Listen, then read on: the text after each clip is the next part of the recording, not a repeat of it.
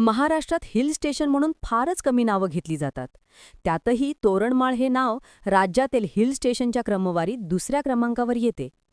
सातपुड्याच्या चौथ्या पर्वतरांगेत नंदुरबार जिल्ह्यात वसलेले हे पठार उंचीच्या बाबतीत पंचमढी आणि अमरकंटकाच्या खालोखाल आहे.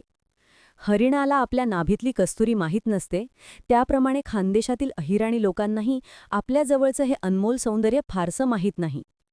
कालपर्यंत इथे रस्तेच नव्हते. दळणवळणाच्या सुविधांचा अभाव होता, पण याच अभावामुळे तोरणमाळचं नैसर्गिक सौंदर्य आजही कुठेही न खंडित अबाधित राहिलं आहे. पुराणात याचा उल्लेख तूर्णमाळ असा येतो. मुबलक तोरणाच्या झाडांमुळे किंवा माळवा साम्राज्याचा राजा मांडू याने काही काळ इथे राज्य केलं आणि सातपुड्याचं तोरण म्हणून या प्रदेशाला हे नाव पडलं असावं. इथून खानदेशचा इतिहास सुरू होतो असं म्हणतात.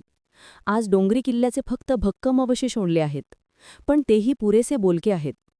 तोरणमाळला पोहोचल्याबरोबर दूरवर पसरलेला हिरव्या पाण्याचा प्रचंड यशवंत तलाव दिसतो.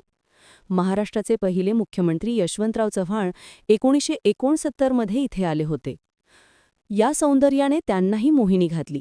त्यांच्या भेटीनंतर 26 सप्टेंबर 1969 या तलावाचे यशवंत तलाव असं नामकरण झालं. कधीही न आटणारा हा तलाव. त्यात स्वयंचलित बोटीने फिरण्याची सोय आहे. पाण्यावर तरंगताना सभोवतालचे बोंगर आणि आभाळ एकत्र मिसळलेले दिसतात. सीताखाई ही तोरणमाळची आणखी एक अनोखी दरी. 3 बाजूनी फाटलेला डोंगर आणि मध्ये एक उंच सुळका. निसर्गाने कोरलेलं भव्य शिल्प. पावसाळ्यात त्यावरून खळखळत कोसळणारा धबधबा म्हणजे सीताखाईला घातलेला पांघरा वस्त्रालंकार. दरीला लागूनच कमळांच्या वेलींनी व्यापलेला एक तलाव आहे. जणू काही निसर्गाने आपली प्रेयसी लपवून ठेवली आहे. मावळता सूर्य पाहणं हा तोरणमाळचा खास अनुभव. मावळताना इथला सूर्य अक्षरशः हसरा असतो असे इथले लोक म्हणतात, आणि ते अगदी खरं आहे. लाल केशरी रंगांचा खेळ आणि डोंगरांच्या कुशीत लपेटून घेणारा सूर्य, हे दृश्य डोळ्यात साठवून ठेवावं असं असतं. तोरणमाळला जाताना साधारण 4 किलोमीटर आधी सातपायरी घाट लागतो. हिरव्यागार झाडांनी मढवलेल्या डोंगराने 7 फेऱ्यांची माळ घातली आहे असा भास होतो.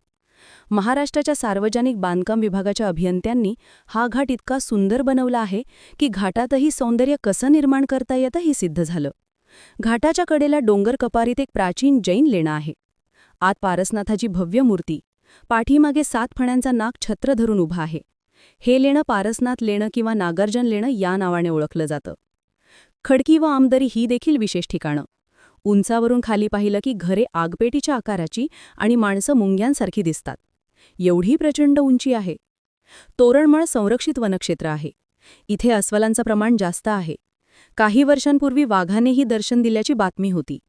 दुर्गम आणि खडतर असल्यामुळे इथे फारशी वर्दळ नाही, आणि हाच अभाव इथल्या सौंदर्याचा खरं गुपित आहे. राहण्याची सोय म्हणून महाराष्ट्र पर्यटन विकास महामंडळाने तोरणमाळ हिल रिसॉर्ट सुरू केले. 1990 पासून रावल उद्योग समूह ते चालवतं. खानदेशातील एकमेव हिल स्टेशन असल्याने 2-3 दिवस मुक्काम केला तरी पुरत नाही. तोरणमाळ फक्त हिल स्टेशन नाही, ते निसर्गाशी एक प्रेम प्रकरण आहे. इथून परतताना डोळ्यात अज्ञात सौंदर्य आणि ओठांवर आपोआप शब्द येतात. तुझ्या संगतीत क्षितिज हळवे होतं, मावळणाऱ्या सूर्यालाही मायेने जोजवतं. खानदेशच्या या लपलेल्या हिरव्या हिऱ्याला एकदा तरी भेट द्या. तोरणमाळ केवळ फिरायची जागा नाही, ती जाग आहे जी तुम्हाला तुमच्यातलं हरवलेलं सौंदर्य परत करते. तोरणमाळ, जिथे निसर्ग आपलं खरं रूप दाखवतो.